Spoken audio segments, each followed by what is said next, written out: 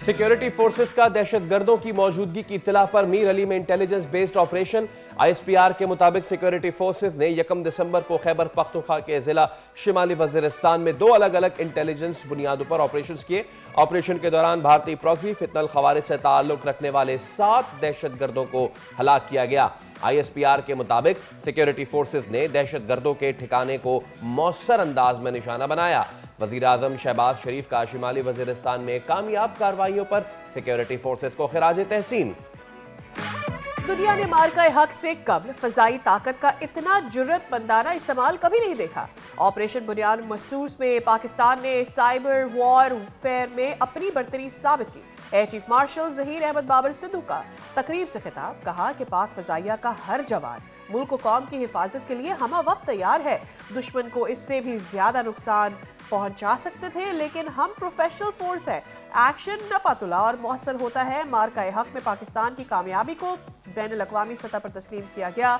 Field marshal Syed Asim Munir ने मार्का हक में कायदाना किरदार अदा किया। पार्लियामेंट का मुश्तरका इजलास, अपोजिशन के शोर शराबे में अहम कानून साजी।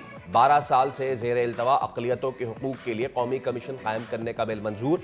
वज़ीर कानून आज़म नज़ीर तारड़ कहते हैं, कुरान और सुन्नत मुनाफी कानून साजी की आईन इजाज़त देता है, ना ही ज़मीर।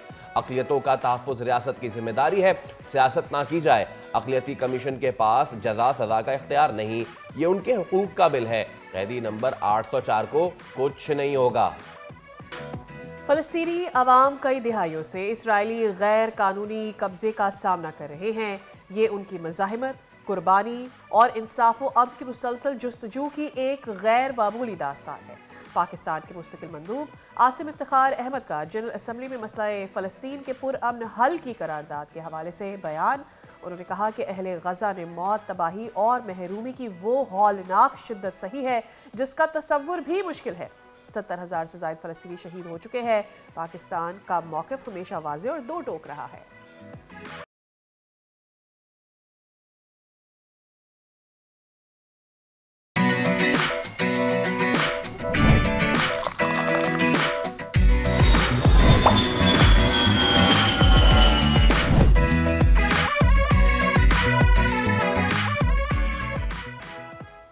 अस्सलाम वालेकुम, सुबह खैर। दुनिया बोल है के साथ मैं हूं सैयद फैसल करीम और मैं हूं सादिया सैमसन। उम्मीद करते हैं कि आपकी सुबह का आगाज़ अच्छा हुआ होगा और जितनी अच्छी आपकी सुबह है उतना अच्छा आपका पूरा दिन और आने वाला हफ्ता भी आपके लिए रहेगा। बिल्कुल।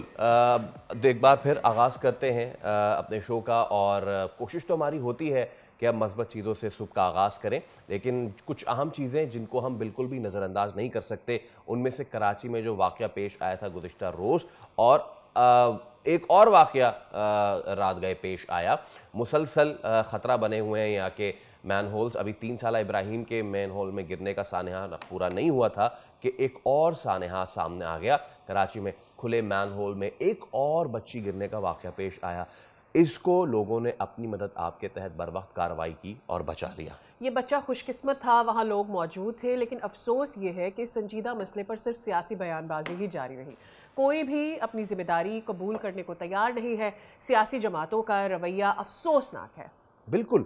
मुल्क में सियासी माहौल भी ऐसे में अब गर्म हो गया है। और बात करें अगर खैबर पख्तूनख्वा में गवर्नर राज की बहस की, तो इस्लामाबाद में सियासी चपकलिश है और पार्लियामेंट के अंदर जो है गुफ्तगू इसमें तेज़ से तेज़ तर होती जा रही है। सियासत आज फिर पूरी रफ्तार पर है सादिया।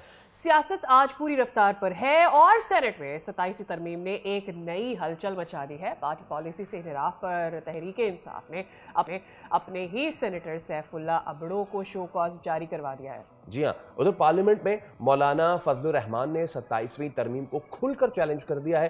कहते हैं कि तरमीम मुतनाज़ है, उसे आइन के टाइटल पर जख्म समझा जाए और हुकूमत गलतियाँ वापस लेकर आइन को दुरुस्त करे। तो मुल्की सियासत में पार्लियामेंट के अंदर इख्तलाफात और बाहर गवर्नर राज की बहस चल रही है। हालात किस करवट बैठेंगे बहुत जल्द पता चल जाएगा। इन्हीं सब मामलात पर आज हम बात करने जा रहे हैं। हमारे साथ एडवोकेट हाफिज एहसान मौजूद है, माहिर कानून है। सर अस्सलाम वालेकुम and a very good morning. First thing first हम बात करते हैं, ज़रा दीगर इश्यूज़ पर चलेंगे, लेकिन जो 27वीं आइनी तरमीम के हवाले से मामलात गर्म हो रहे हैं उस पर ज़रा क्या हलचल मची हुई है। पार्टी पॉलिसी से इनराफ पर तहरीक इंसाफ ने अपने ही सेनेटर सैफुल्ला अबड़ो साहब को शो कॉज दे दिया है। क्या माहौल आपको बनता नज़र आ रहा है मौलाना फजल रहमान ने भी खुलकर चैलेंज कर दिया 27वीं तरमीम को। आपका शुक्रिया और आपका खैर मुबारक है। बुनियादी तौर से अगर देखा जाए तो 27 कॉन्स्टिट्यूशन अमेंडमेंट है वो पाकिस्तान के अंदर एक आईनी अदालत का क़याम है और ये वो आईनी अदालत है जो पाकिस्तान ने एक नया एक्सपीरियंस नहीं किया। 1920 से लेके आज तक तकरीबन 80 ममालिक से ज़्यादा के अंदर ये आईनी अदालत बन चुकी है और सबसे पहले ऑस्ट्रेलिया में बनी थी और पाकिस्तान जब बना था तो 1956 का जब कॉन्स्टिट्यूशन बनाने लगे थे तो उस वक्त भी एक कॉन्स्टिट्यूशन कमीशन बनाया था। मोहम्मद अली गोगरा उस वक्त के प्राइम मिनिस्टर ने और उस वक्त के चीफ जस्टिस और साथ उनके एक जज थे जस्टिस शहाब, वो उसके मेंबर थे कि आप सजेशन दें। तो उन्होंने 1954 के अंदर गवर्नमेंट ऑफ पाकिस्तान को ये सजेशन दी थी कि हमें सुप्रीम कोर्ट के साथ साथ आईनी अदालत या कॉन्स्टिट्यूशनल कोर्ट बनानी चाहिए, क्योंकि ये है कि इससे एक तो सुप्रीम कोर्ट का बैकलॉग जो है वो नहीं बढ़ेगा, दूसरा ये है कि जिस तरह के पॉलिटिकल क्वेश्चन बार बार कॉन्स्टिट्यूशन से रिलेटेड अराइज होते हैं उसके लिए हमें स्पेशल कोर्ट चाहिए और उसके अंदर स्पेशल एक्सपर्ट चाहिए जो कॉन्स्टिट्यूशनल मैटर्स को डील कर सके। दुनिया के अंदर भी बुनियादी तौर पे कॉन्स्टिट्यूशनल कोर्ट का ऑब्जेक्टिव भी यही होता है कि आपने पब्लिक इंटरेस्ट लिटिगेशन को, गवर्नमेंट रिलेटेड मैटर्स को या उसके बाद जो है कॉन्स्टिट्यूशनल मैटर्स जो एनफोर्समेंट ऑफ फंडामेंटल राइट्स हैं या एडवाइजरी जुरिसडिक्शन है उन्हें डील करना होता है। और जब से ये दुनिया में आइडिया आया है यही 5 चीज़ें जो हैं दुनिया भर की कॉन्स्टिट्यूशन कोर्ट कर रही है और एक बुनियादी ऑब्जेक्टिव सबका यही होता है कि चूँकि कॉन्स्टिट्यूशनल मैटर्स के अंदर पॉलिटिकल पार्टीज इन्वॉल्व होती हैं उसके अंदर जो है वो क्रिटिसिज्म आता है, तो हम अपनी सुप्रीम कोर्ट या रेगुलर सिस्टम जो है हाई कोर्ट को उन्हें बचाएं ताकि वो अपना कंसंट्रेशन से काम जो है वो अदालत के अंदर जो है लोगों का जो आपस में मामला है चाहे सिविल है या क्रिमिनल उनको डिसाइड करें। अब पाकिस्तान के अंदर जब मैंने बताया आपको 1954 में ये आइडिया आया, फिर 73 से कॉन्स्टिट्यूशन बनाते वक्त ये आइडिया आया, लेकिन 56 के आइन में भी फेडरल कोर्ट नहीं बनाई गई और 1973 में नहीं बनाई गई और उसके बाद फिर 94 से जब पाकिस्तान के अंदर एक जुडिशल एक्टिविज्म आपको नजर आता है और सुप्रीम कोर्ट आहिस्ता आहिस्ता जो है जब ज्यादा पॉलिटिसाइज होती है इन पॉलिटिकल क्वेश्चन की वजह से, तो फिर चार्टर ऑफ डेमोक्रेसी 2006 के अंदर साइन किया जाता है और अब भी जितनी पॉलिटिकल पार्टी पार्लियामेंट के अंदर है, चाहे पीटीआई है, चाहे जेयूआई है, है या पीएमएलएन या और भी नेशनल पार्टीज हैं, सब ने सीओडी को या एंडोर्स किया है या साइन किए और सब ने ये कहा है मुल्क में आईनी अदालत बननी चाहिए।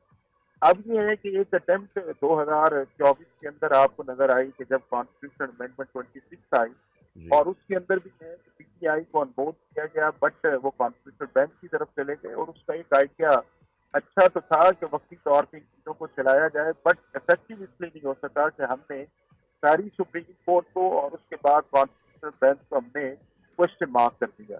अब ये है कि वो अदालत तो बना दी गई है बट क्योंकि पॉलिटिकल डिफरेंसेस अपनी जगह होते हैं या ब्रॉडर कंसेंसस हर पार्टी एक्सपेक्ट करती है, वो चूंकि इसके अंदर एक लैकिंग है और उस लैकिंग को फिर एक्सप्लॉइट किया जाता है कि देखें आपने हमें 27 कॉन्स्टिट्यूशन अमेंडमेंट के अंदर नहीं किया, हालांकि ये सारी पॉलिटिकल पार्टी जो हैं ये आईनी अदालत के अंदर मुत्तफिक है और मैं ये समझता हूँ कि इससे पाकिस्तान के अंदर पॉलिटिकल स्टेबिलिटी आएगी। आपकी सुप्रीम कोर्ट जो है वो रेगुलर या काम करती नजर भी आएगी, लेकिन हमें हाई कोर्ट के अंदर भी कॉन्स्टिट्यूशनल कोर्ट बनानी चाहिए इंडिपेंडेंट, क्योंकि असल तो आपका बैकलॉग जो है वो हाई कोर्ट और डिस्ट्रिक्ट कोर्ट में पड़ा हुआ है, तकरीबन 22 लाख से ज्यादा केसेस पड़े हुए हैं, तो वहां पे भी आपको मेजर रिफॉर्म करने की जरूरत है। बाकी ये है कि पॉलिटिकल पार्टी डेफिनेटली कभी भी जो है वो अगर गवर्नमेंट के अंदर हो अलाइड हो तो एक दूसरे को सपोर्ट करती है, लेकिन नहीं है तो फिर आपके सामने कई तरह की तावीलें आती है और वही तावीलें अब आपको नजर आ रही हैं कि बावजूद इस चीज के जिसको पब्लिकली एक्नॉलेज किया गया है कि पाकिस्तान के अंदर आईनी अदालत बननी चाहिए, उसको इस तरह क्रिटिसाइज सिर्फ चाइनीज की बुनियाद के ऊपर की बुनियाद पे किया जा रहा है और मेरा ख्याल ये है कि इसके अंदर कॉन्स्टिट्यूशनल सब्सटेंस नहीं। एब्सोल्युटली, बहुत शुक्रिया एहसान साहब, it was wonderful to have you on the show. अच्छा जनाब, एक बार फिर उस मसले की जानिब आते हैं जो हल होने का नाम नहीं दे रहा है और कहते ये हैं ना कि चादर सर से खिंचती है तो पाँव नंगे हो जाते हैं, पाँव ढकते हैं तो सर नंगा हो जाता है। कराची के मसाइल का भी यही मामला है। अभी हम 2 दिन हुए हैं कि रो रहे थे उस 3 साला इब्राहीम को जिसको हम सबकी गफलत ने अजल के हवाले किया। अभी हम ये सोच रहे थे कि क्या ये वाक़या कोई सोशल मूवमेंट ट्रिगर करेगा, کیا اس سے ہم کوئی سبق سیکھیں گے؟ کیا تیری جورسڈکشن میری جورسڈکشن سے معاملات آگے بڑھیں گے؟ لیکن نہیں، ہوا یہ کہ ہم کچھ نہیں سیکھتے ہیں، کیونکہ اس واقعے کے، اس بچے کے ملنے کے، اس کی لاش ملنے، اس کی تدفین ہونے کے کچھ گھنٹے بعد اسی وسینٹی میں یعنی گلشن اقبال میں ایک مرتبہ پھر اس طرح کا واقعہ پیش آیا. یہ ننھی معصوم سی بچی، یہ ایک اور کھلے، اچھا اس کو تو سعدیہ میں مین ہول بھی نہیں کہوں، ایک تو ہوتے ہیں مین ہول جو کہ گٹر کے ڈھکن ہوتے ہیں. آپ یہ راشد مناس روڈ پہ جائیں یا پھر نیپا سے آگے جیل چورنگی تک روڈ پہ جائیں، مین ہول نہیں ہے یہاں پہ بڑے بڑے چوڑے شگاف پڑے ہوئے ہیں نالوں میں. ان کو کون بھرے گا؟ ہم تو کل سے رو رہے ہیں کہ جی گٹر کا ڈھکن لگانا کے ایم سی کی ذمہ داری ہے، واٹر بورڈ کی ذمہ داری، کس کی ذمہ داری ہے؟ ارے یہ جو بڑے بڑے نالے کھلے پڑے ہوئے ہیں ان کو کون کور کرے گا؟ ایکچولی آپ صحیح کہہ رہے ہو. آپ کو یاد ہوگا کہ ابراہیم کے والد کل جب روتے ہوئے بات کر رہے تھے، انہوں نے کہا کہ میں سوچ بھی نہیں پا رہا یہ بات کہ میرا بچہ جب اندر گٹر میں گرا ہوگا تو اس کو کتنی چوٹیں لگی ہوگی اور وہ کتنا زخمی ہو کر نیچے تک پہنچا ہوگا. کیونکہ آپ نے جو بات کی ہے نا، جو آپ آئیڈینٹیفائی کر رہے ہو کہ گٹر کے ڈھکن نہیں ہے، یہ تو وہ نالے ٹوٹے ہوئے ہیں بیچ میں سے، کہیں سے وہ حصے ٹوٹے ہوئے ہیں اور چونکہ وہ ان ایون ہوتے ہیں، اچھا وہ اتنے زیادہ خستہ حال ہو گئے کہ اس پر پیر بھی پڑے تو آپ کا پیر نیچے جا سکتا ہے، اور یہ بچے اندر دھس جاتے ہیں، اس کے اندر چلے جاتے ہیں. ایسے میں وہاں پر سریا موجود ہے، اندر جو گٹر کے اندر غلاظت ہے وہ ایک الگ بات ہے، لیکن سریا ہے جس سے وہ زخمی ہوتے ہیں اور پھر ان کی زندگی اپنی ذات میں وہاں پر محفوظ نہیں ہے. یہ بچی خوش قسمت تھی کہ اس کو لوگوں نے بچا لیا، اس کو پکڑ لیا. کیا اللہ جانتا ہے اس کا ہاتھ باہر رہ گیا، کیسے انہوں نے اس کو فوراً پل آؤٹ کیا. لیکن اس طرح کے جو سارے لمبے گٹر لائن ایک بنی ہوئی ہے اور اس کے اوپر جو کوریج لگائی گئی ہے وہ اتنی خستہ حال ہو چکی ہے کہ کسی کا بھی پیر ہے. سوچیں اگر اس بچی کو بھی وہ نہیں سہ سکا تو ایک بڑے شخص کو وہ کیسے سہے گا؟ نہیں سعدیہ، ایشو یہاں پہ یہ ہے کہ کچھ کے اوپر چیزیں لگی ہوتی ہیں، کچھ تو کھلے ہوئے ہیں، کچھ کھلے ہوئے ہیں. بھائی اگر یہ کسی وجہ سے کھول دیے گئے ہیں اور اگر یہاں پہ فلاں کا کام ہو رہا ہے تو کیوں نہ یہاں پہ بیریئرز لگا دیں چاروں کونوں میں. کل ایک میں دیکھ رہا تھا، ایک انجینئر ہیں، انہوں نے اس کو ٹیک اپ کیا اور خود اپنی ذات میں جا کے، ان کا کسی حکومت سے کوئی تعلق نہیں ہے، انہوں نے جا کے وہاں کے جو ہے وہ متعلقہ جو لوگ ہیں ان کو بتایا، تو وہاں پہ پھر جو ہے وہ بیریکیڈ جو ہے وہ 4 لگایا گیا اسکوائر کی صورت میں. تو یہ صورتحال ہے اس وقت. اور صورتحال یہ ہے فیصل کہ آپ اگر گرو مندر کی طرف جاتے ہیں، روڈ کے بیچوں بیچ ایک گٹر ہے، جب بھی اسے صاف کیا جاتا ہے نا، اسے کھول دیا جاتا ہے، اس کے گرد کوئی بھی پریکاشن نہیں لگائی جاتی. اس کے اندر لوگ خود ہی ایک ڈنڈی لگا دیتے ہیں جو رات میں نظر نہیں آئے گی، تو وہ اور زیادہ سکیری ہو سکتی ہے کیونکہ وہ کسی کی ونڈ سکرین توڑ سکتی ہے، جو بائک پر جا رہا ہے وہ اس کے جسم میں گھس سکتی ہے.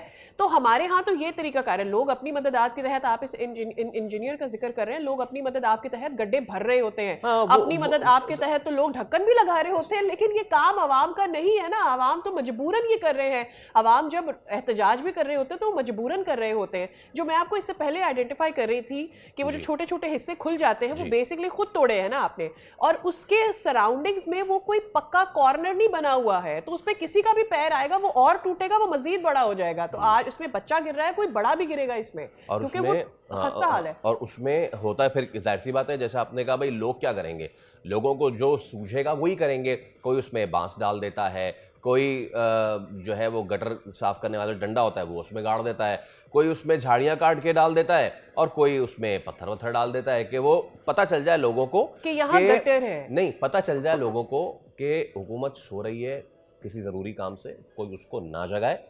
آپ خود دیکھ لیں، وہ کہتے ہیں نا جاگتے رہنا ساڑھے ہوتے نہ رہنا. تو کراچی کے شہریوں کے لیے یہی معاملہ ہے کہ وہ خود ہی جاگتے رہیں. اب آپ اس ننھی بچی کی میں پھر سے توجہ مبذول کراؤں، میں کس کی توجہ مبذول کرائیں؟ ہم متعلقہ اداروں کی توجہ مبذول کروائیں، ہم لوگوں کی توجہ مبذول کرائیں جو اس پی آر ٹی پروجیکٹ پہ کام کر رہے ہیں، یا پھر ان لوگوں کی جو ایک دوسرے پہ ڈال رہے ہیں. کس کی ذمہ داری ہے آخر؟ یہ کون کرے گا یہ کام؟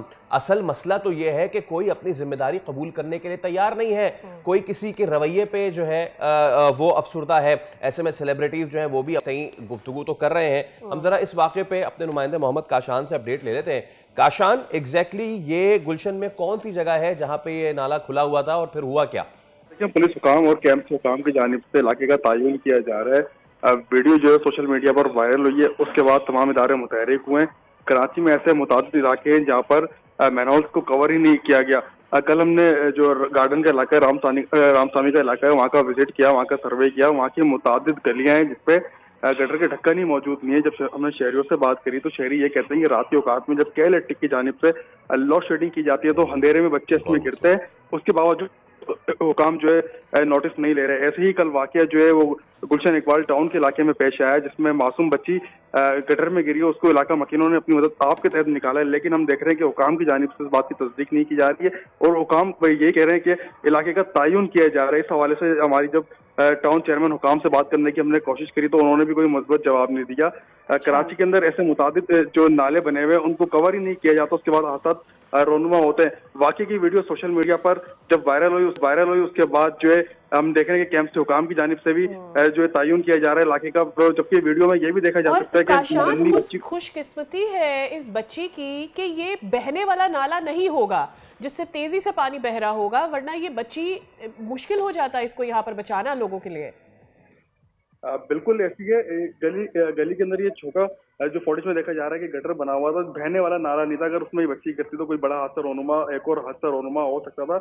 छोटा गटर था जिसमें बच्ची गिरी है। इलाका मकीनों ने अपनी आस के तहत इस बच्ची को फौरी तौर पे वहां से रेस्क्यू कराए, निकाले। वीडियो में देखा जा सकता है कि मासूम बच्ची किस तरह जो है वो गटर में गिरी है, उसके बाद लोगों ने निकाला। वीडियो मुमकिन तौर पर पुलिस हुकाम की जानिब से दावा किया गया कि गुलशन इकबाल टाउन की मालूम होती है। वाकई की वीडियो से मुतालिक तहकीकात भी कर रहे हैं, जबकि हमारा राब्ता जो है PIB पुलिस से भी हुआ है। एक आला सतही इजलास तो बुलाने जा रही है सिंध हुकूमत जिसमें तायुन होगा जिम्मेदारों का। मुझे बताएं कोई ये इजलास हो रहा है या इसी इजलास में क्या ये एजेंडा है कि भाई कराची में कितने गटर हैं और उनको कब तक बंद करना है? जी बिल्कुल, देखें हादसा रोनुमा होने के बाद सिंध हुकूमत भी जो है वो मुतहरिक हो गई है। आज सुबह 11 बजे वज़ीर आला हाउस में आला सतह इजलास तलब कर लिया। इजलास की सदारत वज़ीर आला सिंध खुद करेंगे। मुराद अली शाह इजलास में वाक़े से मुतालिक मौरूकात पर बात भी होगी। इजलास में वाक़े से मुतालिक तमाम पहलू पर बात की जाएगी। ज़राए बताते हैं कि इजलास में इस वाक़े को लेकर एक कमेटी भी कायम की जाएगी। कमेटी वाक़े की जो जिम्मेदार है उनका तायुन करके रिपोर्ट वज़ीर आला को पेश करेगी। इजलास में मेयर कराची समेत commissioner Karachi, DC east, water corporation हुकाम, कैंप से हुकाम समेत टाउन इंतजामिया को भी तलब किया गया है। और ज़रा ये भी बता रहे हैं कि वज़ीर आला की जानिब से इन तमाम वाक़यात पर सख्त बरहमी का भी इजहार किया गया है। जी ठीक है काशान, आप अपडेट कर रहे थे, आपका बहुत शुक्रिया। हम आपसे अपडेट्स लेते रहेंगे। आपने एक इलाके की बात की रामस्वामी, वहाँ भी यही सूरत हाल है। गुलशन इकबाल भी यही सूरत हाल है। अमीर जमात इस्लामी कराची मुनीम ज़फ़र एक बार फिर हमारे साथ मौजूद हैं। मुनीम साहब, आपके मैं तहे दिल से शाकिर, एक बार फिर आप अपना वक्त दे रहे हैं। अभी देखिए, हमने आपसे कल बात की, कल गुफ्तगू हुई सुबह में, फिर ये सारा दिन हम इसको पीटते रहे और अभी शायद हम इस कंक्लूजन पे पहुंच रहे थे कि शायद जिम्मेदारों का तयन हो जाए, फिर एक और ये वाकया पेश आ गया। देखिए कि ये वाकया जो है वो एक तसलसल है नायबी बदइंसामी और करप्शन का सिंध हुकूमत की, कि जिसने जो कराची दुश्मनी पर उतरी हुई है।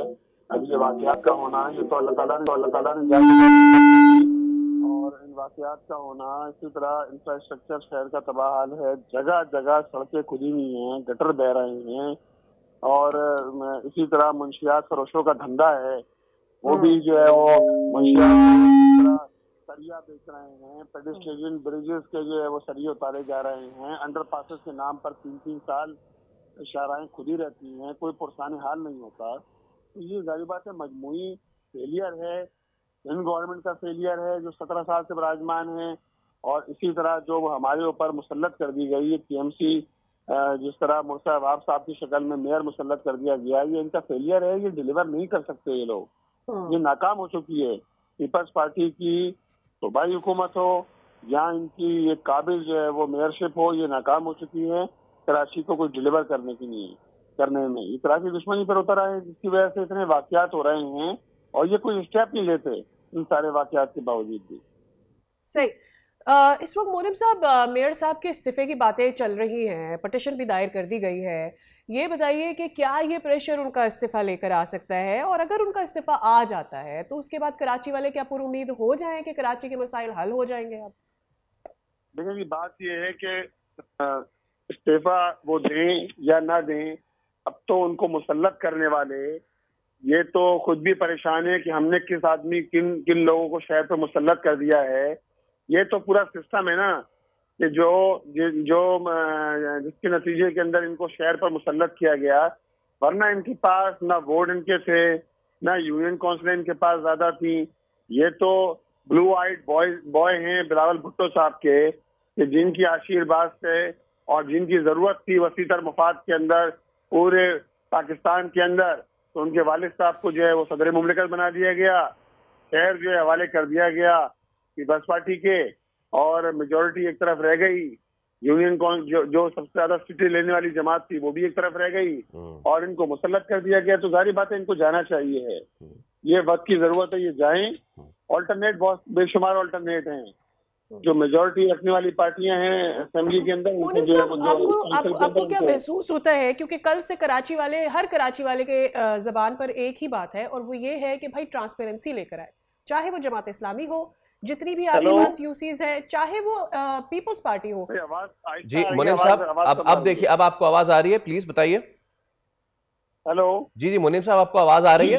جی اچھا مونم صاحب، ایک چیز یہ آپ نے کہا کہ ذمہ داروں کا تعین ہو، لوگ ہیں، یہ سسٹم کون ٹھیک کرے گا نا؟ آپ یہاں پہ بات یہ ہوئی ہے کہ جی گٹر کے ڈھکن جو چوری کر کے لے جاتا ہے چرسی، تو اس وجہ سے بچے گر جاتے ہیں۔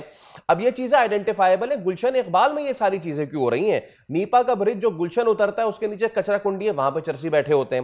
ملینیم کا برج جہاں پہ رمضان میں افطار کے دسترخوان سجتے ہیں، وہاں عام دنوں میں کچرا کنڈی، وہاں پہ چرسی بیٹھے ہوتے ہیں۔ یہ مجھے پتا ہے، آپ کو پتا ہے، تو یہ حکام کو نہیں پتا، یہ پولیس کو نہیں پتا، جو یہ ذمہ داری ڈالی جاتی ہے کہ جی یہ اٹھا کے لے جاتے، تو کرے نا کاروائی۔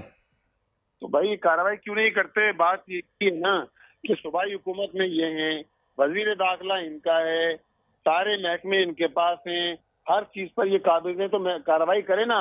یہ کس مرض کی دوا ہے حکومت نام کس چیز کا ہوتی ہے؟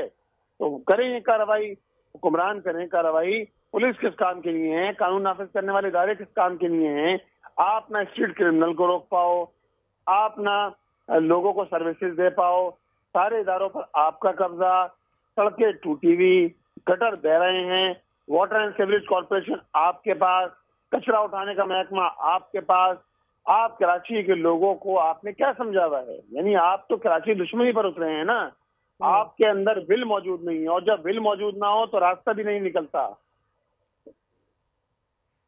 بہت شکریہ مونم ظفر صاحب، بہت شکریہ آپ کے وقت کے لیے، اور اپنی رائے کا اظہار کرنے کے لیے ہمارے چینل کے تھرو۔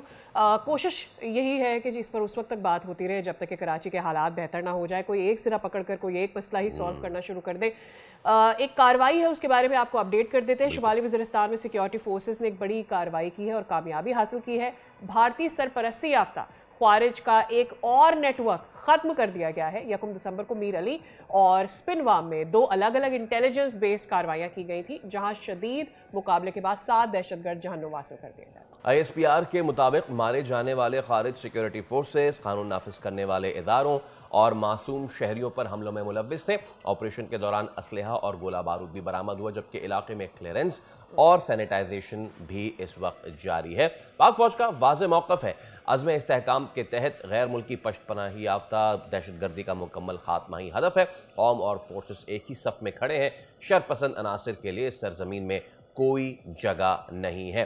تو اس سارے معاملے پہ بات کر لیتے ہیں۔ بریگیڈیئر ریٹائرڈ مسعود خان دفاعی تجزیہ کار ہمارے ساتھ موجود ہیں۔ بریگیڈیئر صاحب السلام علیکم، اور بہت شکریہ آپ کے وقت کے لیے۔ ایک مرتبہ پھر جو ہے ہم نے دیکھا کہ پاکستان پہ جب اس طرح کی کوئی آنچ آتی ہے تو اس طرح کی پھر کاروائیاں جو ہیں وہ عمل میں لائی جاتی ہیں اور کامیاب انٹیلیجنس بیسڈ آپریشن کیا گیا۔ سب سے پہلے تو your initial reaction on these intelligence based operations. ISPR نے کہا تھا اس سال almost 67,000 plus intelligence based operation ہوئے، اس میں آلموسٹ 80% پلس جو ہے بلوچستان میں، ریسٹ خیبر پختونخوا ہے، اور اس سال کے بہت بڑی کامیابیاں ہیں، اس لیے بھی ہے آلموسٹ 1900 کے قریب ٹیررسٹ مارے گئے ہیں، اور اس میں جو ڈیولپمنٹ ہے 136 وہ افغان نیشنلز ہیں، اور ایون جو سوسائڈز تھے وہ بھی افغان نیشنلز ہیں، میجارٹی آف دیم۔ سو اب یہ ہے کہ ہم یہ کہہ سکتے ہیں کہ آپریشن جو بھی ہو رہے ہیں وہ کامیابی کے ساتھ ہو رہے ہیں، لیکن انفارچونیٹلی جو دہشت گردی ہے جو افغانستان سے ہو رہی ہے، اب تو تاجکستان بھی ٹارگٹ بن گیا، امریکہ بھی بن گیا ہے، so that is a serious factor جو ابھی بھی ایگزسٹ کر رہا ہے۔ ایبسلیوٹلی۔ اور ایک اور جو کل اہم بیان آیا ہے ایئر چیف مارشل کا، وہ بھی میرے خیال میں ہمیں نہیں بھولنا چاہیے۔ It's one of the important point of view at the same time, جو ہم دیکھ رہے ہیں کہ بھارت ریگریٹ کر رہا ہے اور اپنی ہزیمت کو جو ہے وہ کور اپ کرنے کے لیے کوشش کر رہا ہے۔ Air chief marshal Zaheer Ahmed صاحب کا یہ بیان آنا کہ ہم نے بہت کیلکولیٹڈ کارروائیاں کی، ہم کہیں پر بھی ارریٹیبل نہیں ہوئے، ہم بہت پروفیشنل رہے، اور اگلی بار اگر ایسا ہوا تو پریسیشن تو پہلے سے ہی موجود ہے، اس سے اور بڑی کارروائی کی جائے گی۔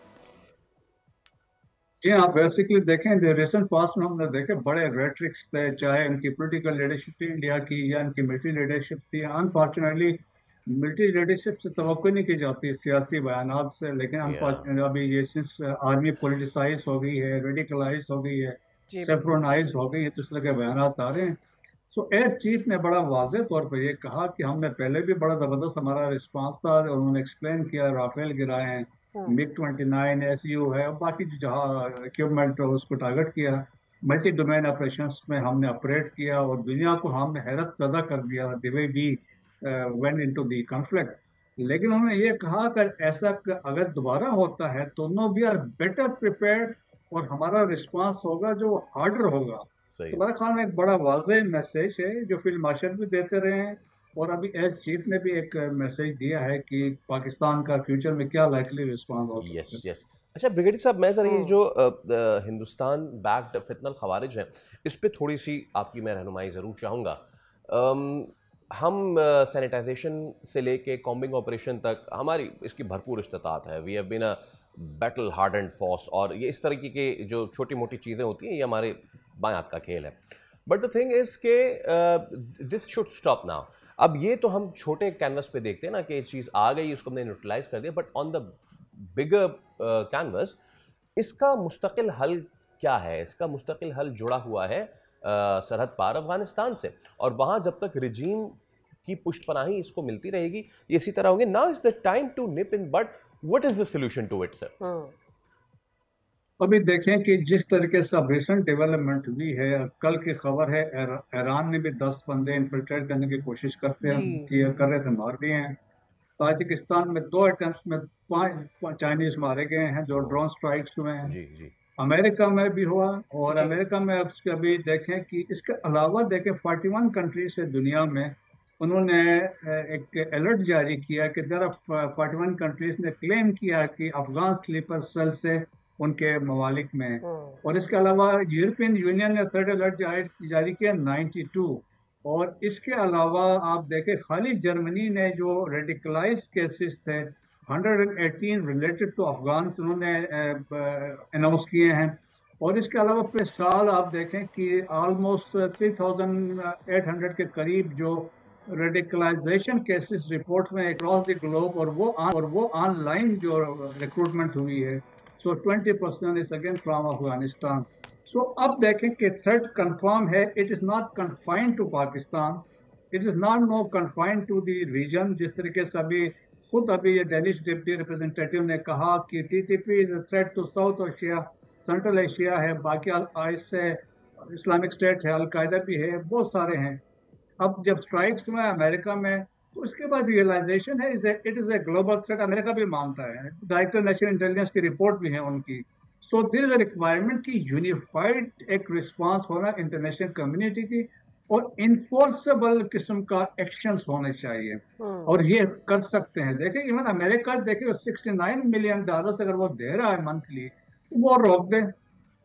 آپ 1267 جو سینکشن جو ریزولوشن ہے یونائٹڈ نیشن سیکورٹی کونسل کی، آپ ایسٹس مزید فریز کر دیں، سینکشنز لگا دیں، موومنٹ کو آپ ان کی فریز کر دیں کہ کہیں پہ جا نہیں سکتے ہیں۔ تو اس کے بعد دیکھیں یہ آپ کو پاس آئیں گے، اور پھر آپ سے جو آپ کہیں گے آپ اس میں کر سکتے ہیں، اور آپ اس سے پوچھ سکتے ہیں بھائی 2020 کا جو ایگریمنٹ ہوا تھا، دوحہ ایکارڈ ہوا، تو اس کی امپلیمنٹیشن تو آپ لوگوں نے کی نہیں۔ آپ کا soil is still being used by the terrorist organisation, جو ایک ایکو سسٹم بن گیا دہشت گردی کا، اور ٹرانس نیشنل پلاٹنگ ابھی وہاں سے ہو رہی ہے۔ اور سیکنڈ ہے کہ this is know inclusive government. سو مجھے لگتا ہے پوائنٹ آف ٹائم آپ دیکھیں گے کہ پریزیڈنٹ ٹرمپ کہتے گا کہ ہم اس دوحہ ایکارڈ سے نکل رہے ہیں، کیونکہ اب جس طریقے سے ڈیولپمنٹ ہو رہی ہے، اور جس طریقے سے دیکھیں افغانستان ایک قسم کا آپ دیکھیں بائی ڈیزائن جاتا ہے، بالکل اس کے اپنی مرضی سے پاکستان کو اسٹیبلائز کرنے کی کوشش کر رہا ہے، اور جس طریقے سے ہم نے دیکھا ان کے ڈبل سٹینڈرڈز آپ دیکھ لیں۔ تاجکستان میں واقع ہوا تو متقی صاحب نے فون کیا ان کے فارن منسٹر کو، اور کہا کہ ہم تیار ہیں انویسٹیگیٹ کرنے کے لیے بھی تیار ہیں, ہم آپ کو فیسلیٹیٹ کرنے کو بھی تیار ہیں. جب پاکستان کی بات آتی ہے وہ یہ نہیں کہتے ہیں. اب دیکھیں کہ اتنے یہ انگریٹفل لوگ ہیں جس پاکستان نے 1947 سے ابھی تک قربانیاں ان کے لیے دی, ان کے لیے سب کے رکھ دیا. 55 لاکھ ریفیوجیز کو ہم نے اکوموڈیٹ کیا, بٹ ڈسپائٹ افیکٹ آپ کو وہ ایکنالج کرنے کو تیار نہیں ہیں. یہ ان کا آپ کہہ سکتے ہیں کہ احسان فراموش لوگ ہیں. سو پاکستان کے لیے بڑا واضح ہے. دیکھیں ہم اسٹل کوشش کر رہے ہیں کہ ان کے عوام کی خدمت کی جائے, فیسلیٹیٹ ہم عوام کو کریں, ناٹ دی افغان طالبان رجیم. سو اب افغانستان کے عوام کی ذمہ داری بنتی ہے وہ کس طرف جانا چاہتے ہیں. ٹھیک ہے, بہت شکریہ بریگیڈیئر ریٹائرڈ مسعود عامر سے اور اپنی آرا سے. ہم آپ سے بڑے مستفید ہوئے. ایک بریک لے رہے ہیں, بریک کے اس پر حاضر ہوں گے تو مزید انٹرسٹنگ سٹوریز آپ کے ساتھ شیئر کرنے کے لیے اسٹے ود اس.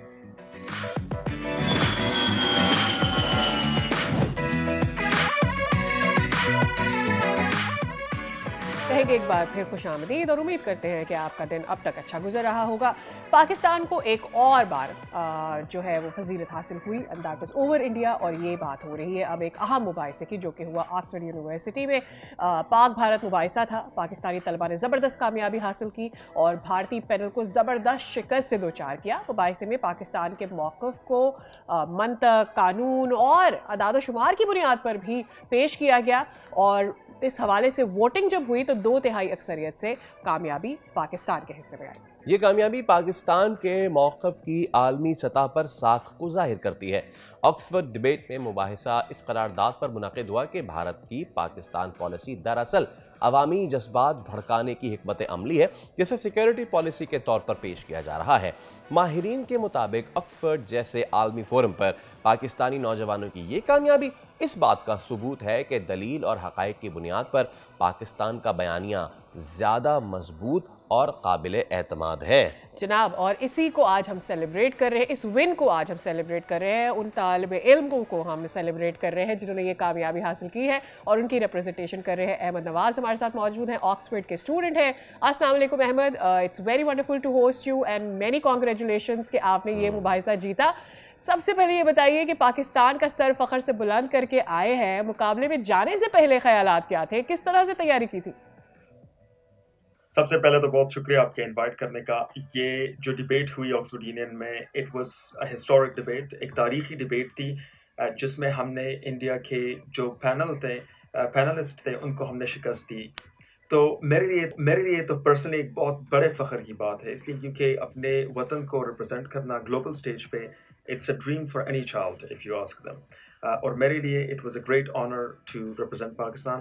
میری تو آرمی پبلک اسکول کا جب وہ حادثہ ہوا اس سے آگے آ کر ہمیشہ میری جدوجہد رہی ہے کہ پاکستان کو میں پازیٹیولی گلوبل سطح پہ ریپرزینٹ کر سکوں.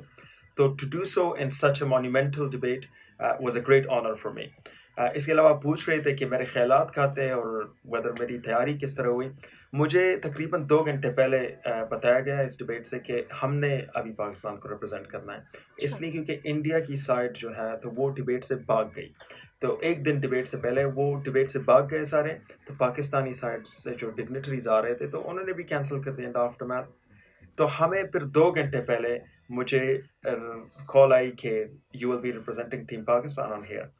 تو ایک خیالات تو یہ تھے کہ ایک فخر بہت محسوس ہو رہا تھا to have this call again, and secondly یہی مطلب تھوڑی سی تھی کہ 2 گھنٹے میں نے اسپیچ تیار کرنی تھی. تو it was a very exciting time, اور خیالات سارے exciting ہی تھے. There was no stress or tension about this. It was mostly a proud and exciting feeling about this. اچھا احمد, یہ بتائیے کہ when it's India versus Pakistan تو ورلڈ اسٹیج پہ کچھ بائسنس آئی جاتی ہے, کسی قسم کی دشواری یا پریشانی کا سامنا تو نہیں کرنا پڑا آپ لوگوں کو؟ پینل کا جو رویہ تھا وہ پاکستانی ٹیم کے ساتھ کیسا رہا؟ مقابلے میں جی کوئی اس طرح پریشانی یا دشواری نہیں تھی, اس لیے کیونکہ یہ جو تھا یہ آکسفورڈ یونین کا ایک گلوبل ڈبیٹ تھا. یہ ڈبیٹس جو ہے تو ہسٹورک ہوتے ہیں. They have been running for over 200 years, so it is not a surprise that it was run smoothly. اور اس میں جو ہے تو پروفیشنلزم, ڈیکورم, ڈیلیجنس, ان چیزوں کا بہت خیال رکھا جاتا ہے. تو اس لیے it was a very civilised debate. اس کے علاوہ تھیم جو انڈیا کی پینل تھی, جو ان کی ٹیم تھی, ان کا رویہ بھی بہت پروفیشنل تھا. We all debated in a very professional environment. Some of the people on the team we were familiar with studying at Oxford as well. Lekin for the most part, I think it was a very civilized debate, and it was a debate on logic, on logical arguments, and on facts. It wasn't a debate on rhetoric. It was mostly a debate on what is the case on the ground and what logic says and what logic.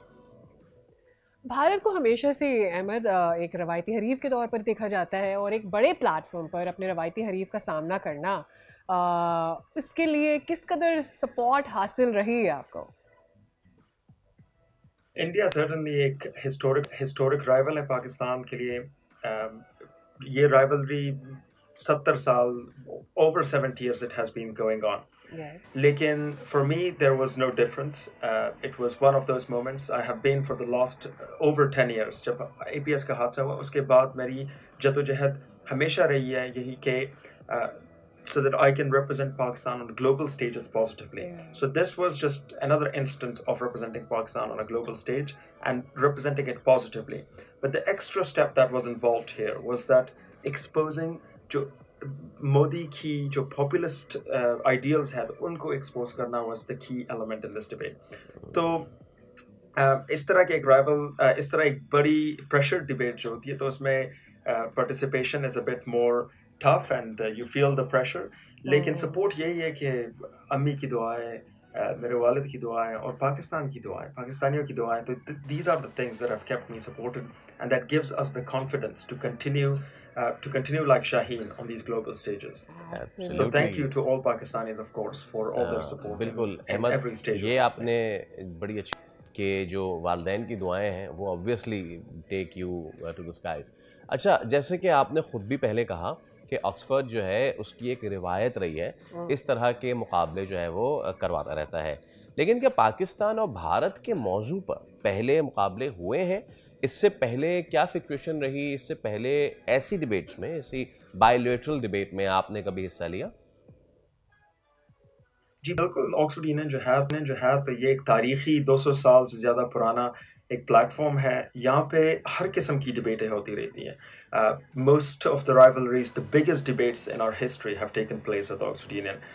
یہاں پہ India Pakistan کی debate بھی پہلے ہوئے ہیں, لیکن very few, اتنے زیادہ نہیں ہوئے پاکستان اور انڈیا پہ, اس لیے کیونکہ آکسفورڈ یونین میں پاکستانی پریزیڈنٹ آئے ہی نہیں ہے بے نظیر بھٹو کے بعد, محترمہ بے نظیر بھٹو کے بعد. تو اس لیے ابھی جو ہے جب میری پریزیڈنسی شروع ہوئی اور میرے بعد جو میرے ہم وطن پاکستانی ہیں جب وہ میرے بعد پریزیڈنٹ آئے تو we have now been able to settle in and create debates around those important issues that need to be addressed.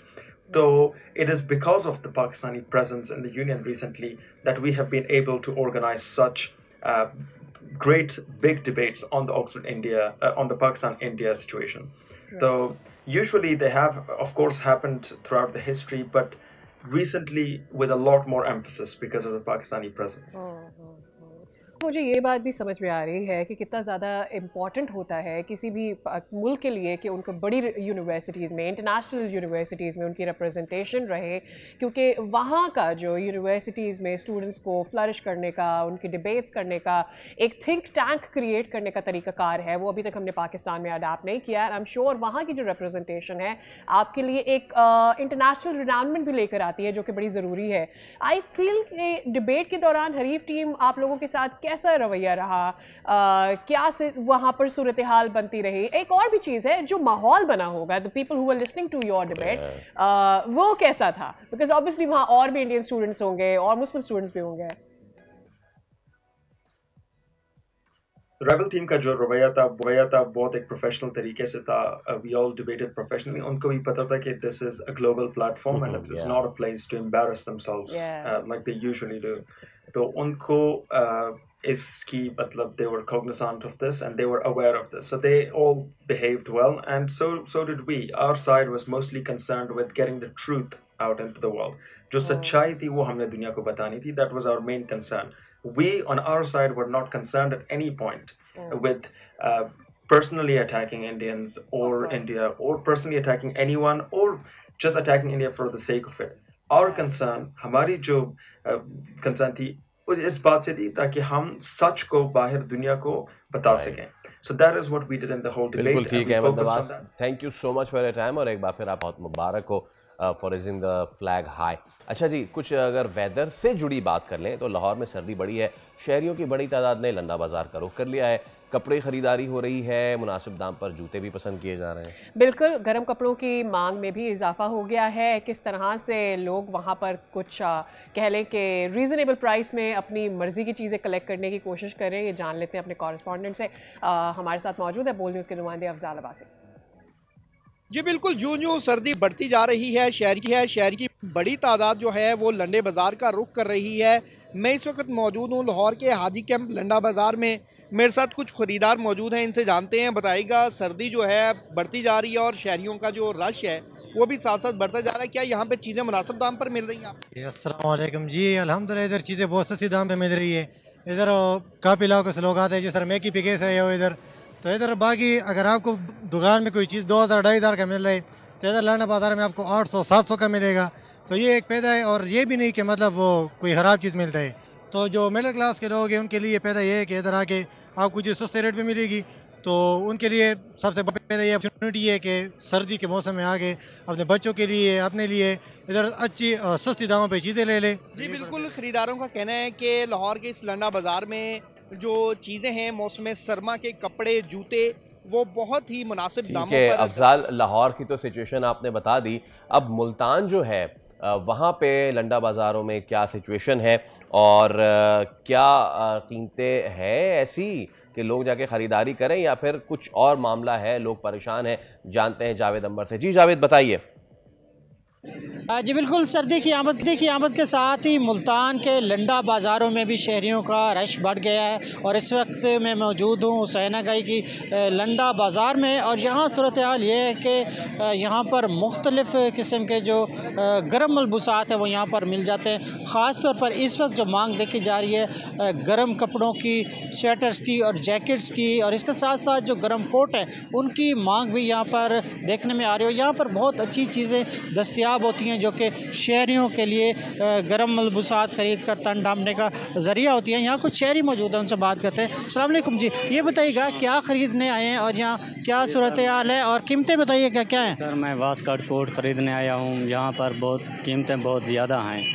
ٹھیک ہے, پچھلے سال سے بہت زیادہ ہیں. پچھلے سال 200-300 میں مل جاتی تھی, اب جو ہے وہ 1500, 2000, 1000 وہ بولتا ہے.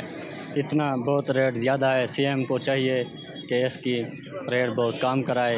یہاں آپ دیکھ سکتے ہیں کہ شہری موجود ہیں, اپنی پسند کی اشیاء ڈھونڈنے میں مصروف ہیں. صبح سے یہاں پر رش شروع ہو جاتا ہے اور شام تک یہاں پر رش برقرار رہتا ہے. یہاں پر بہت بڑی مارکیٹ ہے. یہ بازار حسینہ گئی کا لنڈے کے حوالے سے بہت ہی یہاں پر مشہور سمجھا جاتا ہے, اور ملتان سمیت دور دراز سے شہریوں کی بڑی تعداد یہاں پر آتی ہے, اور یہاں پر سردی کی آمد کے ساتھ ہی لوگوں کی, اور اوبویسلی ریزنیبل پرائس میں انہیں یہاں سے سردی کے کپڑے مل جاتے ہیں. بہت شکریہ جاوید, اس حوالے سے آپ ہمیں اپڈیٹ کرتے ہیں. سردیوں کی آنیاں تو لگی ہوئی ہیں اور سردیوں کے ساتھ بہت ساری سوغات آتی ہیں, لیکن ابھی ہم جا رہے ہیں بریک کی طرف. سی آفٹر دس.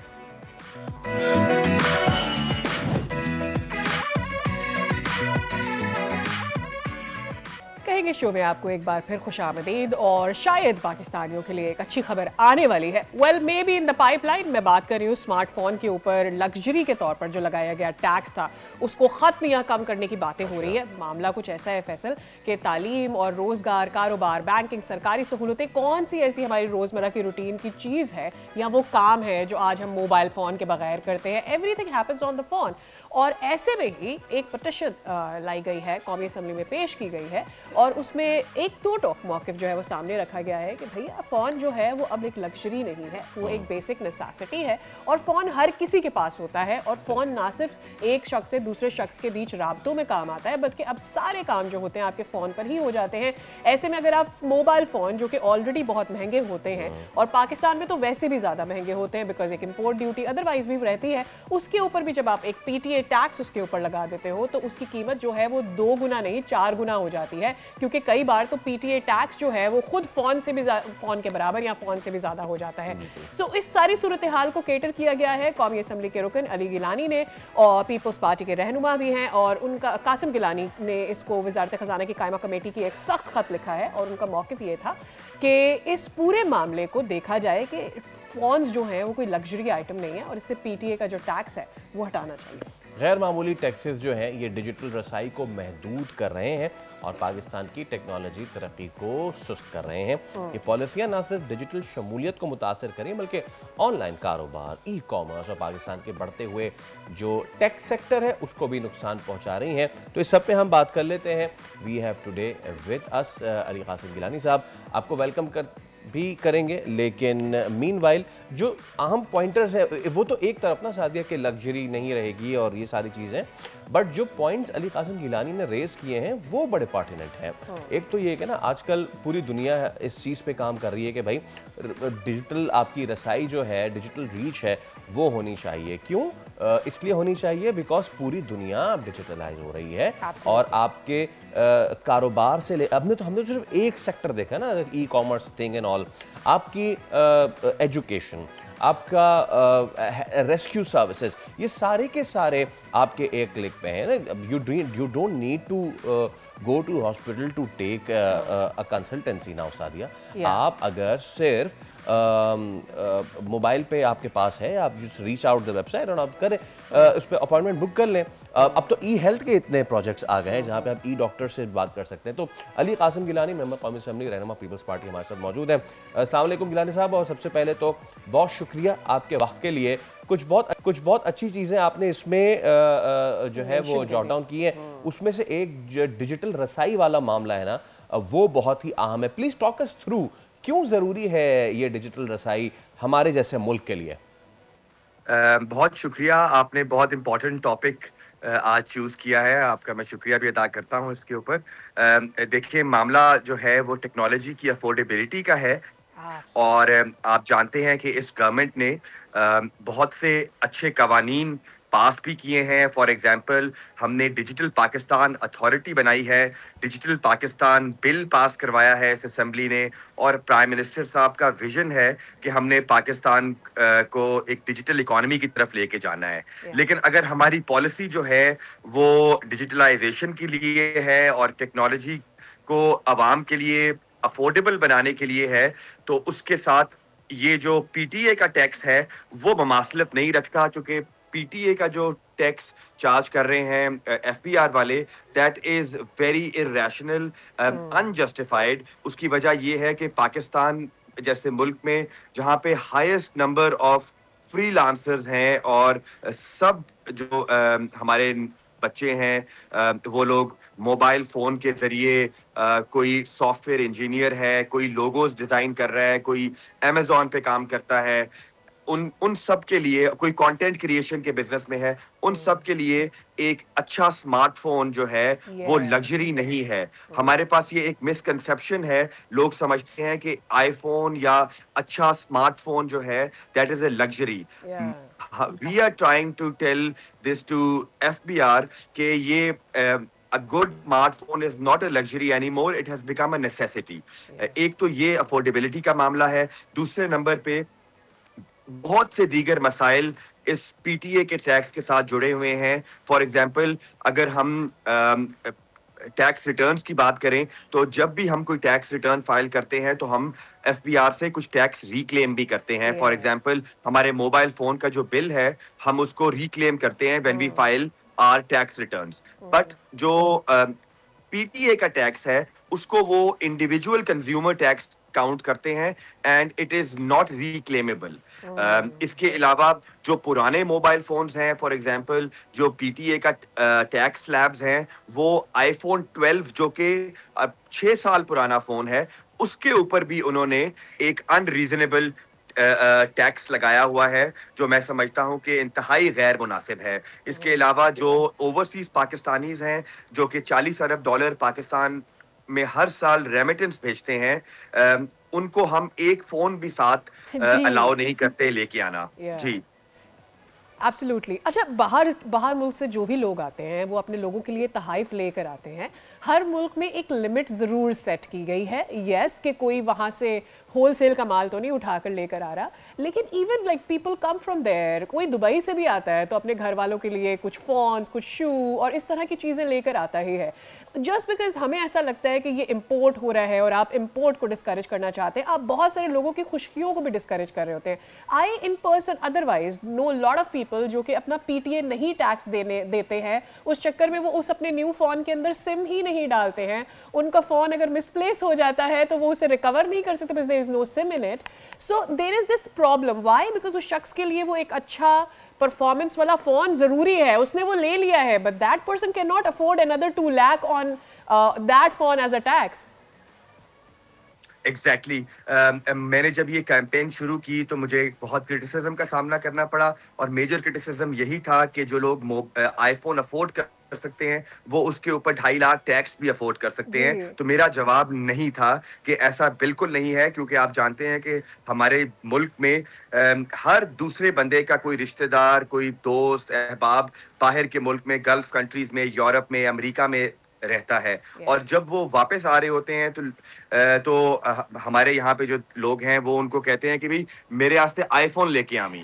اب وہ آئی فون جب لے کے آتے ہیں تو اس کے اوپر پھر یہاں پہ جو 2.5 لاکھ روپے یا 1,80,000 سے لے کے 2.5 لاکھ تک 2,48,000 تک یہ ٹیکس سلیب ہے. تو میں سمجھتا ہوں کہ یہ واقعی ہی ڈسکریجنگ ہے for people who would like to use latest technology. اس کے علاوہ میں اگر آپ نے بہت امپورٹنٹ پوائنٹ یوز کیا ہے, اس میں میری یہی آج 2 بجے جو میٹنگ ہونے جا رہی ہے جس میں چیئرمین FPR آ رہے ہیں, چیئرمین PTA آ رہے ہیں, ان کے ساتھ ہمارا یہی ڈسکشن کا ایجنڈا ہے کہ ہمیں ایٹ لیسٹ 20% تک اس ٹیکس کو لے کے آئیں. ابھی جو accumulated tax percentage P T A کی چارج ہو رہی ہے وہ 65% of the mobile phone value ہے, لیکن اس کو ڈراسٹکلی کم کرنے کی ضرورت ہے, اراؤنڈ 20%. جہاں جو اچھی بات ہے وہ یہ ہے کہ 2019 جب سے یہ ٹیکس لگا ہے تب سے لے کے آج تک FBR نے 87 بلین روپیز کلیکشن کی ہے اس مد میں, جو 14 ارب روپے سالانہ بنتے ہیں, اور مجھے پوری امید ہے کہ یہ 14 ارب جو ہیں وہ FBR آف سیٹ کر لے گی کسی اور مد میں. اس میں کچھ اور بھی ایشوز ہیں جو کہ میں چاہتا ہوں کہ پبلک کو پتا ہو, وہ that is stolen and damage phone. اگر میں نے آج یہ فون لیا اور اس کے اوپر میں نے 2,48,000 روپے ٹیکس بھرا ہے, اور کل کو یہ فون چوری ہو جاتا ہے یا گر کے ٹوٹ جاتا ہے, دیر از نو ادر وے کہ FBR میرا جو بھرا ہوا ٹیکس ہے اس کو میری نئی ڈیوائس کے ساتھ منسلک کر سکے. تو ہر سٹیزن کی ذمہ داری ہے کہ اس نے اپنی ریاست کو ٹیکس دینا ہے, لیکن ریاست کی بھی ذمہ داری ہے جو کہ ریاست کی جو اولین ذمہ داری ہے that is the safety of their citizens. لیکن بدقسمتی سے میری ریاست تو میرے موبائل فون کی حفاظت نہیں کر سکتی. اتنے زیادہ پرچے جو تھانوں میں ہو رہے ہیں وہ موبائل فون چوری کے ہیں. تو اگر میری ریاست ایک موبائل فون کو نہیں کی حفاظت نہیں کر سکتی اور میرے سے 2.5 لاکھ روپے وہ تقاضا کر رہی ہے ٹیکس کے اوپر, تو میں سمجھتا ہوں کہ یہ irrational ہے. اچھا علی صاحب, ذرا اب اس کو براڈر پروسپیکٹ میں بھی اگر دیکھیں تو آپ نے کہا کہ اتنا ٹیکس کلیکٹ ہوا ہے نال, تو ہیوی ٹیکسیشن سے ہماری جو یہ موبائل انڈسٹری ہے اس پہ کیا اثر پڑا ان دا پاسٹ؟ وہ ڈسکریج ہوئے موبائل بنانے میں یا پھر باہر سے لانے میں, اور دوسرا جب یہ آ جائے گا تو اس سے پھر کیا اثر پڑے گا؟ دیکھیں میں یہ بھی سمجھتا ہوں کہ ہمیں اپنی لوکل مینوفیکچرنگ انڈسٹری کو بھی سپورٹ کرنے کی ضرورت ہے. تو اسی لیے ہمارا جو ڈیمانڈ ہے, ہماری جو پرپوزل ہے وہ یہ نہیں ہے کہ آپ PTA کے ٹیکس کو بالکل ختم کر دیں, بٹ چونکہ ظاہر ہے ہم نے اپنی لوکل مینوفیکچرنگ کو بھی سپورٹ کرنا ہے. بٹ جہاں تک لوکل مینوفیکچرنگ کا سوال ہے, ہمارے جو فون پاکستان میں بن رہے ہیں جو $200 سے کم جن کی پرائس ہے اس کے اوپر کوئی FBR کا ٹیکس نہیں ہے, لیکن اس فون کی جو کوالٹی ہے وہ بہت کمپرومائز ہے, بلکہ وہ جو فون پاکستان میں بن رہے ہیں وہ 5G اسپیکٹرم کو سپورٹ بھی نہیں کرتے. اور اگلے سال فروری میں گورنمنٹ نے اناؤنس کیا ہے کہ وہ 5G آکشن کرنے جا رہی ہے, لیکن ہمارے جو لوکلی مینوفیکچرڈ فونز ہیں وہ 5G اسپیکٹرم کو سپورٹ نہیں کرتے. پچھلے 5 سالوں میں 6 سالوں میں بلکہ جو لوکل مینوفیکچررز ہیں, فار ایگزامپل سیمسنگ اور چائنیز کمپنیز, انہوں نے اس ٹیکس ریجیم کا بے حد فائدہ اٹھایا ہے, کیونکہ آپ کو پتا ہے کہ امپورٹڈ فون جو ہیں وہ اتنے مہنگے ہو گئے کہ عام آدمی کی وہ پہنچ سے بہت دور ہو گئے. تو لوکل فونز والوں نے, جو مینوفیکچررز تھے, انہوں نے اپنی کوالٹی تو فون کی امپروو نہیں کی, لیکن انہوں نے جو ہے پروفٹس بہت زیادہ کمائے ہیں. تو میں سمجھتا ہوں کہ اگر ہم 50,000 روپیز پہ اپنے امپورٹڈ موبائل فونز کو کے ٹیکس کو کیپ کر دیں, تو اس سے لوکل انڈسٹری کو بھی جو سپورٹ ہم دینا چاہتے ہیں, جو فائر وال کرنا چاہتے ہیں ان کی safety, that will be there. Simultaneously جو امپورٹڈ موبائل فونز ہیں ان کی بھی پرائسز جو ہیں وہ کم ہو جائیں گی. جی, دیٹ ول بی گریٹ. بہت شکریہ once again for taking up this issue, and I am sure اس سے لوگوں کو فائدہ ہوگا اگر اس کے اوپر ایکسیپٹنس آ جاتی ہے فرام دا اسمبلی. ویل, اس کے ساتھ ہی ہم فنگرز کراسڈ.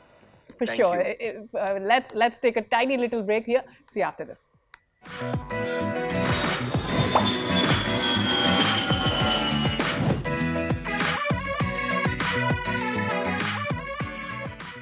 Welcome back.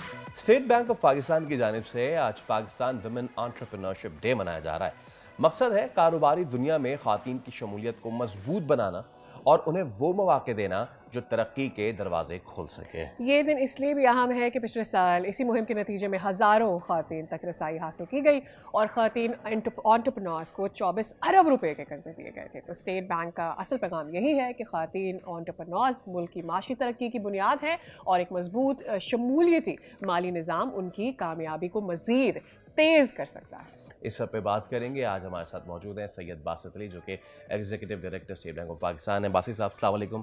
سب سے پہلے تو thank you so much for coming, بہت شکریہ. And I remember this being launch last year.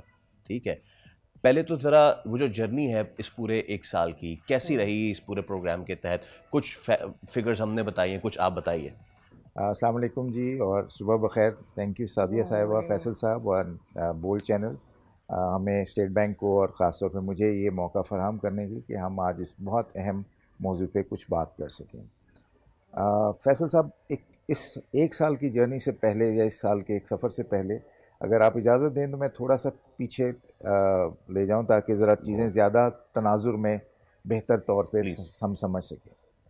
آج سے تقریباً 10 سال پہلے کی بات ہے. 2015 میں پاکستان میں خواتین جو فائنینشلی انکلوڈڈ تھیں یا مالیاتی طور پہ جن کی شمولیت تھی, وہ ان کی شرح تناسب صرف 4% تھی. اور اللہ کا شکر ہے کہ اسٹیٹ بینک کی پالیسیز, ہمارے ڈیولپمنٹ پارٹنرز, تمام بینکس اور ڈیولپمنٹ فائنینس انسٹیٹیوشنز, ان کی توجہ کی وجہ سے اللہ کا شکر ہے کہ آج یہ شرح جو ہے 52% پہ ہے. واو, تو یہ ایک بہت بڑا سٹیپ ہے 10 سالوں میں. اور یہ صرف ایک نمبر جو ہے وہی بتاتا ہے کہ ہم نے کتنی ایفرٹ کی, کتنا ہمارا فوکس ہے, اور یہ رہے گا فار آل ٹائمز ٹو کم.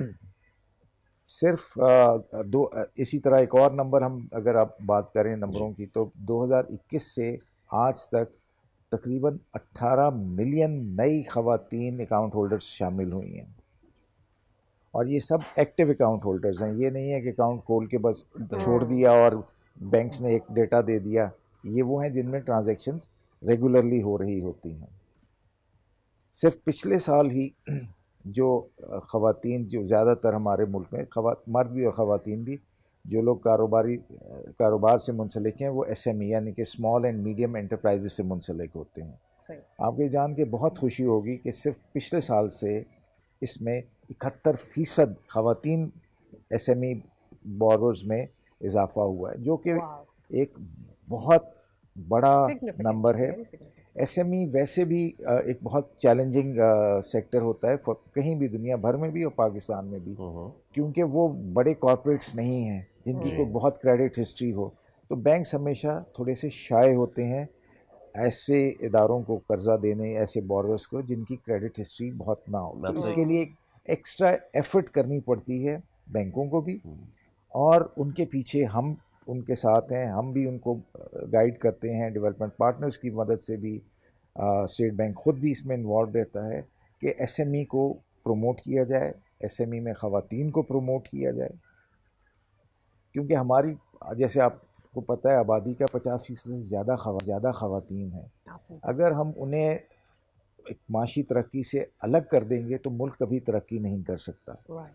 اور خواتین کی ترقی صرف خواتین کی ترقی نہیں ہے، یہ پورے ملک کی، پورے معاشرے کی ترقی ہے، آئندہ آنے والی نسلوں کی ترقی ہے. صاحب ہم کچھ دن پہلے as Faisal was also talking of record کہ ہم لوگوں نے سندھ کا دورہ کیا اور وہاں کی خواتین کے بارے میں ہم نے دیکھا.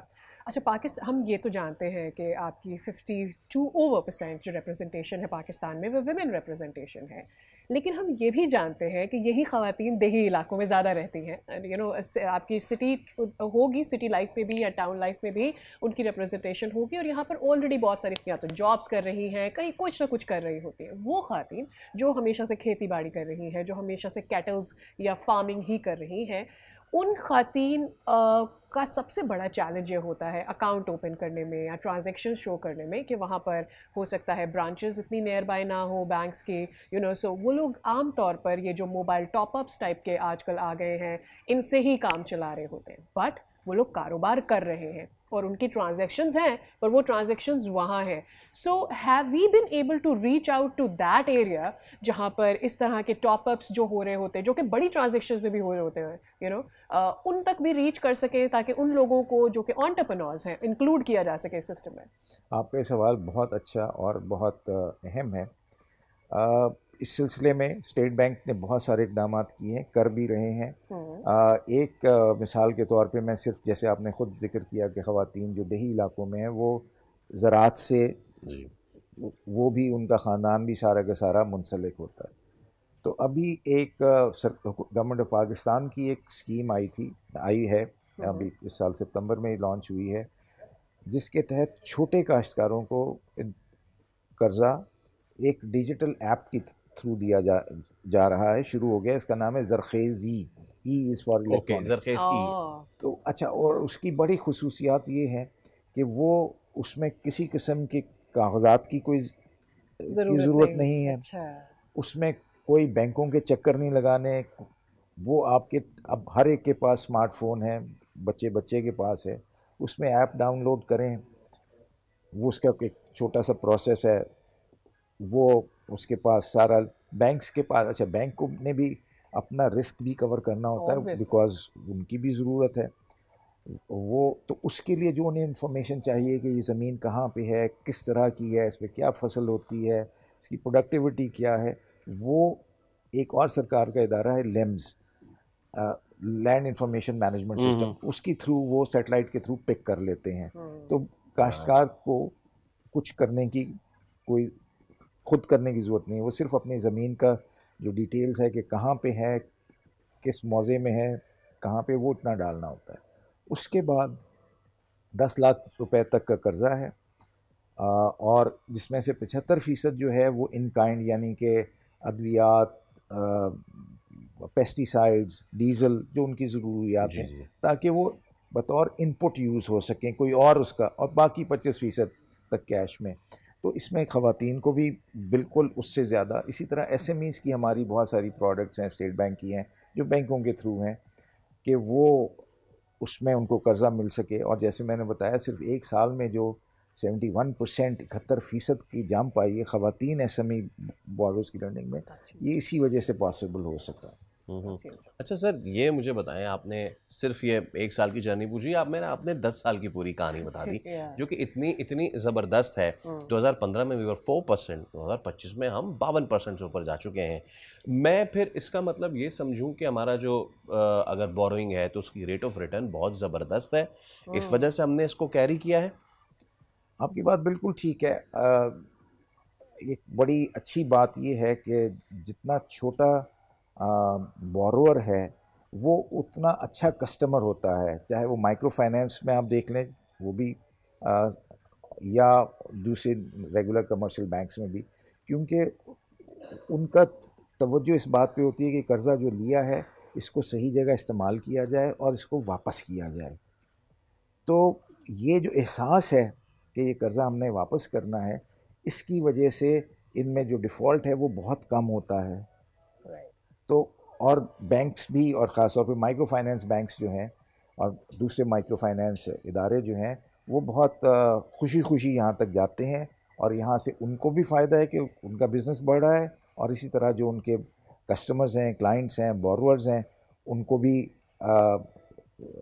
कर्ज़ों तक रसाई हासिल हो जाती है। इस वक्त मेरे पूरे स्टूडियो के अंदर सारे मर्द हज़रात हैं, लेकिन मैं ये रिस्क लेकर कहना चाहूँगी कि ऐसा मैंने सुना है कि ख़वातीन डिफ़ॉल्टर्स ज़रा कम भी होती है, क्या ये भी एक वजह है? जी बिल्कुल, आपकी बात सही है, क्योंकि उनमें एहसास ज़िम्मेदारी ज़्यादा है। इसी सिलसिले में आपने ख़वातीन की बात की, तो मैं ये भी यहाँ पे आपको बताता चलूँ कि स्टेट बैंक की अपनी भी HR पॉलिसी और बैंकों को भी कहा गया है कि वो ख़वातीन एम्प्लॉइज़ को भी का नंबर बढ़ाएं, जो पिछले 2 साल में 3 साल में 13% से बढ़ के 17% तक हो गया। इसी तरह स्टेट बैंक भी कर रहा है। और ये भी रिक्वायरमेंट है कि हर बैंक में के बोर्ड पे, जहाँ पे फैसला साजी होती है, ऑपरेशंस का काम नहीं होता लेकिन फैसला साजी होती है, पॉलिसीज़ बनती हैं, वहाँ पे भी कम से कम एक खातून का होना लाजमी कर दिया है। तो वो अब सिमत उस तरफ की है। सर आखिर में मैं आपसे पूछना चाहूँगा कि 10 साल का अरसा बड़ा सेटिस्फैक्ट्री है, बट स्टेट बैंक आज के दिन के हवाले से मज़ीद क्या सोचता है, ख़ास तौर पे जो वुमेन एम्पावरमेंट का डे है, इस हवाले से क्या मज़ीद अज़ाइम है, चीज़ों को कहाँ तक लेके जाना चाहता है स्टेट बैंक? शुक्रिया फैसल साहब। आज का दिन इसलिए अहम है कि जो ख़वातीन एंटरप्रेन्योरशिप्स हैं पूरे मुल्क में, हम उनको रिकग्नाइज़ करना चाहते हैं। वो हम 2 तरीके से आज रिकग्नाइज़ करेंगे। एक तो पूरे पाकिस्तान में मुज़फ़्फ़राबाद से लेके कराची तक, जहाँ जहाँ स्टेट बैंक के ऑफिसेज़ हैं और बैंक्स की ब्रांचेस पूरे मुल्क में मौजूद हैं, वो इस डे को सेलिब्रेट कर रहे हैं अवेयरनेस के ज़रिए। दूसरे ये कि हमने 4 कैटेगरीज़ के इनामात रखे हैं ख़वातीन के लिए। एक इनोवेटिव आइडियाज़ का है, एक वो आइडियाज़ जिसका सोशल इम्पैक्ट हो, एक वो है जो सस्टेनेबिलिटी, क्योंकि आपको पता है एक मौसमियाती तब्दीली, तग़य्युर जो आ रहा है, पाकिस्तान उससे बहुत बुरी तरह मुतासर है वो। और एक कैटेगरी और है कि रेजिलियंस का, कि वो खातून या ख़वातीन जिन्होंने बेतहाशा चैलेंजेस के बावजूद अपने बिज़नेस को तवज्जो दी और बढ़ाया। इसी तरह हम बैंक्स को भी रिकग्नाइज़ कर रहे हैं। 2 तरह की कैटेगरीज़ हैं, एक वो जिन्होंने सबसे ज़्यादा फाइनेंसिंग की ख़वातीन के लिए, और दूसरे वो जिन्होंने वो प्रोडक्ट्स, फाइनेंशियल प्रोडक्ट्स इंट्रोड्यूस कराएं जो कि ख़वातीन के लिए ज़्यादा आसान है और स्पेसिफ़िकली टेलर्ड है उनकी नीड्स के लिए।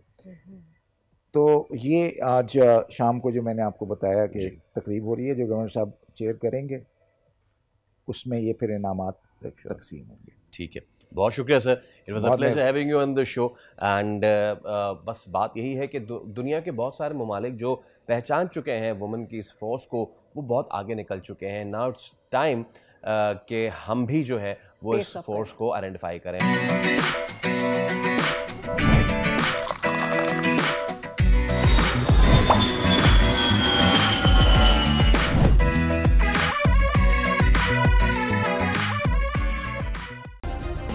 सब्सक्राइब करें और बेल दबाएं ताकि कोई खबर रह न जाए।